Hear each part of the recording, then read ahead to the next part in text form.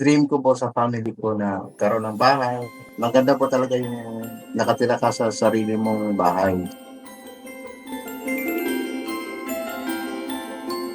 Ako po si Rene L. Agravidor Jr., 48 years old. Isa po ako sa beneficiary. Nakasama ako sa nagbigyan ng pagkakataon ng habitat. Yung ano mo is sweat equity lang. Tapos sasali ka lang sa mga seminars, sa orientation. Maganda din po yun kasi para din po yun sa mga homeowner.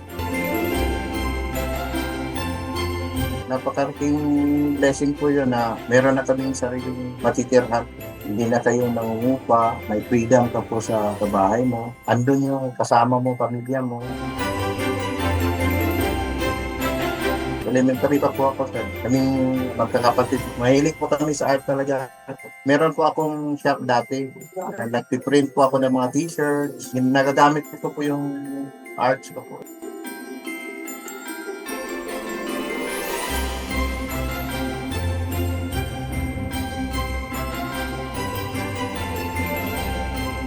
Kung mga 11 months old, nagkaroon ako ng sakit. Ayun, nagka-polio virus. Patuloy pa rin sa buhay.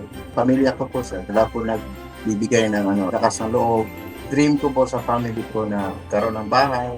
Kaya may mga adventures din po yung mga travel. Good health po. Peaceful po yung life. Contented sa buhay na meron ka na malayo tayo sa sakit. Iniimbitahan ko po kayo na supportahan po ang aming Hearts to Home campaign para po sa lahat po ng nangangailangan ng bahay sa tulong po ng Habitat. Yung arts po namin, makita po nila, at mabigyan po ng water heater.